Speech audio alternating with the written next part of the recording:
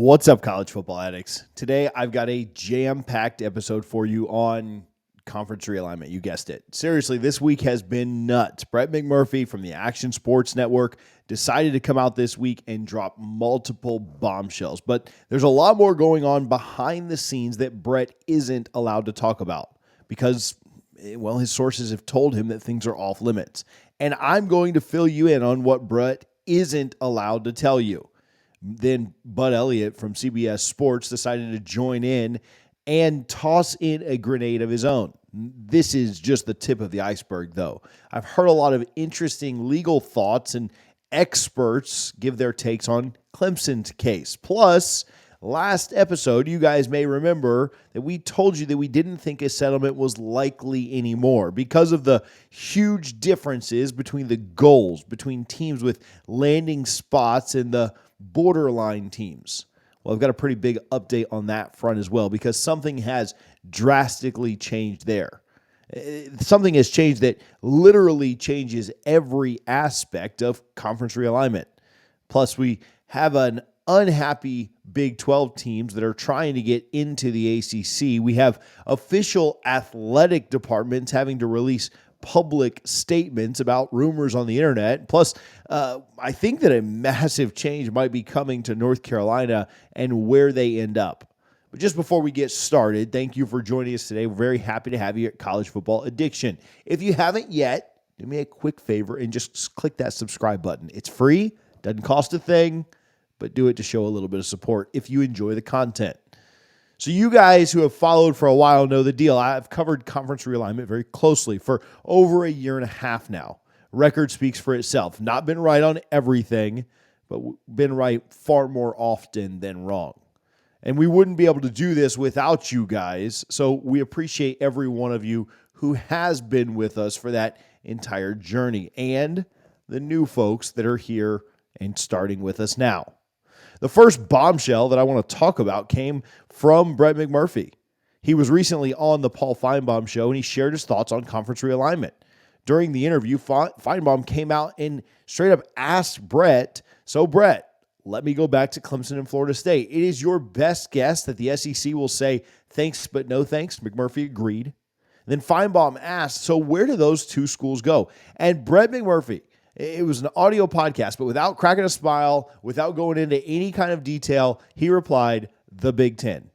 Said it with a very straight face, said it very straightforward, and then he went on to explain the reason behind his belief why the financial just made more sense. It benefits Fox to add Florida and South Carolina. The benefit to the Big 10 would exceed the financial benefits to ESPN and the SEC to add them. Now, I'll stop right here. Some of you may not realize it, but this is big-time news because this is the first time that Brett McMurphy has actually stuck his neck out and publicly predicted where Florida State and Clemson would land.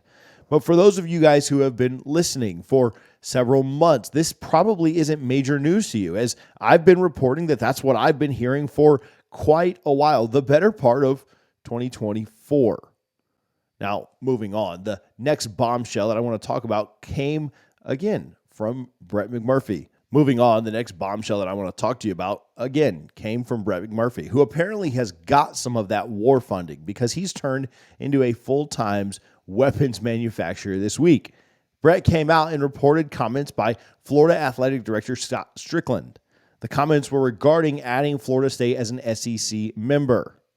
He said, "We have a good relationship with our friends in Tallahassee. No school has a veto in this league. If you get 75%, 3/4 of the league to support expansion, we're going to expand. Anybody who made our league better, we'd be a supporter of joining the SEC. Whenever we've expanded in the past, the leadership of the league was able to lay it out as to why it made sense to bring in either Arkansas or South Carolina, A&M and Missouri, why Texas and Oklahoma made sense. We all saw financial projections, competitive, rational, and 3/4 of the league said, let's do this. If there were ever opportunities out there, and again, no one has had any conversations, that is the scenario where somebody walks in and said, here's a school and what they bring to the table, and here's how it all makes us better. We would all be supportive of that." Now, wait a minute. I just told you guys that both McMurphy and myself thought that FSU was going to the Big Ten, and that was a very likely. But less than 24 hours later, we have the Florida athletic director casually weighing in on conference realignment. This is a pretty monumental shift, and I don't think many people had the Florida AD supporting FSU joining the SEC on their bingo cards. Well, what if I told you guys that I had a good idea that this news was coming? Because over the weekend, I had a source reach out and reveal to me to get ready for it and give some of the backstory of what's going on behind the scenes with all of this. And I'm going to tell you exactly what they told me. But first, I want to talk about Bud Elliott of CBS Sports and 247, who joined in with McMurphy and tossed his own little grenade. Bud said, once FSU is in the Big Ten, I wonder how long until baseball decouples. So 2 grenades for the price of 1. And this one was juicy. First, confirming what McMurphy and myself have been saying about FSU going to the Big Ten, but then throwing out the possibility of FSU's baseball decoupling and possibly playing in a different league. Now, for those of you guys who are new to the channel, you may have missed it, but we did half an episode covering this possibility just a few months ago. We told you that we thought Duke basketball would split off and get invited to the SEC, and people thought we were crazy. But financially, I'm telling you guys, it makes sense. And when something makes sense, anything is on the table. And now you have someone at CBS tossing it out there. Now, full disclosure, Bud and I go way back. I've known him for over a decade, and I respect him tremendously. I think he's a great reporter. If you haven't, you should go check out his Cover 3 podcast for sure. Next up, let's quickly talk about the Clemson legal case. As many of you may recall, Clemson recently gained access to the ACC's media deal with ESPN, and Florida State is closing in on it. And ESPN's lawyers are under immense amounts of pressure to keep this contract as private and secret and to keep Clemson and FSU from beating the contract in court. Pressure that currently turns everything upside down with conference realignment, and it would open the floodgates. Well, this pressure only got more immense this week when Pulitzer Prize-winning Post and Courier newspaper dropped a major article where they talked to several legal experts who are familiar with the details of the Clemson and ACC cases.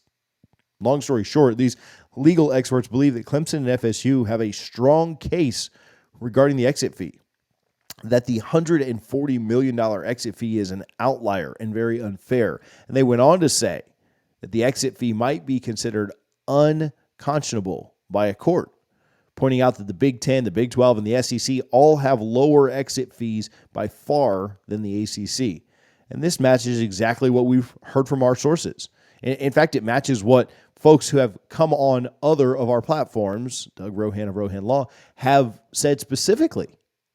That both the ACC lawyers and the team's lawyers all believe that they are in a lot of trouble with these cases. Next up, we're going to talk about some of the massive news about this ACC settlement. Now, just a few episodes ago, I told you guys that I thought a settlement was unlikely. Went into details about how FSU and Clemson have entirely different goals in these negotiations than Miami, UNC, and NC State, and how these teams would not let FSU and Clemson go for any amount if it meant trapping themselves in the ACC.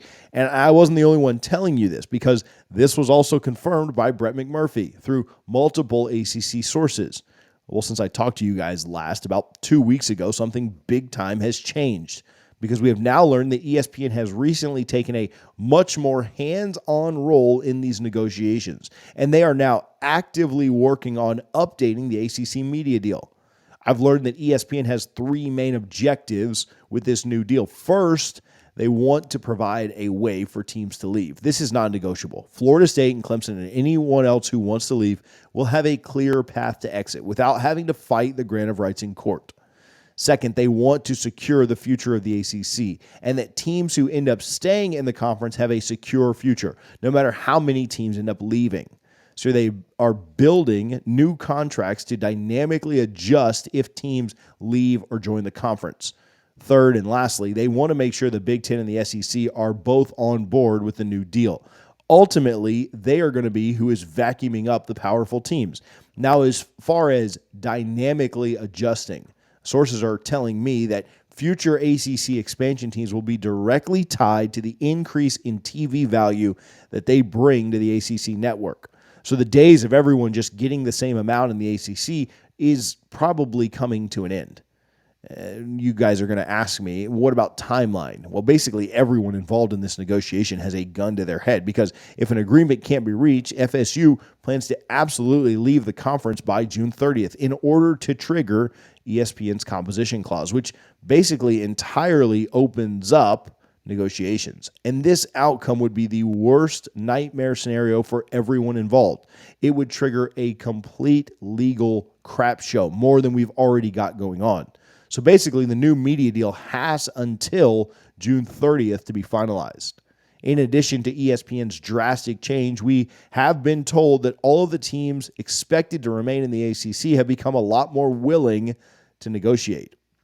It's now becoming pretty crystal clear that the grant of rights might as well have been printed on toilet paper, and that the $500 million value cited for the grant of rights was basically a mirage. But as far as the changes to the possibility for settlement, we're going to take this one on the chin. I told you I didn't think a settlement was possible between the teams, and at that time I truly believed that, and honestly thought that ESPN was going to continue with their hands-off approach and allow the legal drama to run its course. But things changed, and we were wrong about that, and I'll absolutely own it. As much as I hate the ACC and have celebrated its downfall, the reality is that if ESPN can negotiate a win-win for both the teams leaving the ACC and staying in the ACC, then that's great. I truly wish them the best. The fans of those teams can spend their Saturdays watching matchups of Boston College and Wake Forest and be absolutely thrilled about it. I just don't necessarily have to put it on my TV. Moving on, I told you that this week was packed, and we're getting close to chatting about some of those details that our source told us about McMurphy and the Florida AD. But first, I do want to quickly cover the other major news that broke this week. Recently, it was reported that a rumor was swirling that Utah was very interested in joining the ACC. Now, this news was reported from two media sources, Luke Fletcher of Ramblin' Roundup and also Dick Weiss of the New York Daily News. All I can say is that we live in some very interesting times when a league can be laying on the ground on life support, about to die. The preacher is in the room reading its last rites, and then somebody in a more secure league walks into the emergency room and thinks to themselves, hey, this looks nice. I guess it's becoming clear that there are factions at Utah who were not happy with their choice of joining the Big 12 over the ACC. But you know what? If the ACC is able to complete that new deal and somehow they are able to get paid competitively with the Big 12, it's certainly becoming plausible that some teams might swap conferences in order to create a smarter regional lineup. Now, this Utah news didn't live very long, because shortly after, again, Brett McMurphy released a statement from Utah's AD refuting the report. The statement said, we are proud to be entering into membership in the Big 12 Conference, and in the coming months, excited to join our new colleagues in member institutions. A report over the weekend that suggested otherwise is completely fabricated and irresponsible. Now, I don't know what to say to this, and maybe it's just me, but Utah, I didn't really believe that statement. I watched far too many of your fans celebrating that idea online, spiking the football. So, Utah fans, I don't think you have to apologize for your athletic department's lack of honesty. We get it. Just be patient, sit back and wait, and see how this new ACC media deal plays out. You guys are going to have an opportunity to switch up. I will warn you, it's hard to believe an ACC offer would be close to what the Big 12 is paying you, but when you have powerhouses like Wake Forest, Boston College, Syracuse, and Cal, I guess anything is possible. Now, for this next segment, the final thing that we'll talk about today, I'm going to have to be very careful with my words. You guys have waited patiently, and I appreciate it. Remember what we talked about earlier with the Florida Athletic Director, Brett McMurphy. Florida's AD, Scott Strickland, said they'd basically be happy to have Florida State in the conference. And remember what we've said on college football addiction for the past few months, when we told you guys that Florida State and Clemson were planning on going to the Big 10, and the reasons that we told you, how it made good financial sense. And remember that McMurphy just basically confirmed all the reasons that we already gave you on Feinbaum this week. So why in the world would Florida's athletic director be coming out after that to make a statement supporting Florida State, possibly joining the SEC? We heard from a source on Sunday that told us that this was going to be coming. They told us that the SEC was making a last-minute push. And most of this was coming because of the progress ESPN was making with their contract. And because there's some powerful people at Florida State who, truth be told, prefer the ACC. Now, this absolutely doesn't mean that Florida State to the SEC is a done deal by any means. But make no mistake, the SEC has certainly entered the conversation. And Florida State is definitely going to listen to all offers and make the best decision for its future. Same thing applies to Clemson. And wherever ends up happening with both schools, with Florida State, it could lead to drastic changes about where other teams go. Because as we mentioned months ago, we believe the original deal between the SEC and Big 10 was for North Carolina and FSU to go to different conferences. So if some type of negotiations did somehow lead to a scenario where FSU did end up in the SEC, then I believe that would mean that ESPN and the SEC would be giving up North Carolina to the Big 10 and Fox. And this would truly be a massive turn of events. This contradicts what most insiders think is likely to happen, including Brett McMurphy, who is one of the most plugged-in insiders in all aspects of college football. Now, I still believe that the SEC is unlikely, and I still think that Florida State is likely to end up in the Big 10. However, I'm backing my odds way down on the Big 10 because there's just too many moving pieces on the table. So now that you fully understand why the ACC may have found a life draft and may actually survive this thing, there is a problem. You may have missed everything that's going down in the SEC and how they feel about this and all the backstory about Clemson and South Carolina. So if you want to check that out and get updated there, you can click the video on the screen right now to take a look.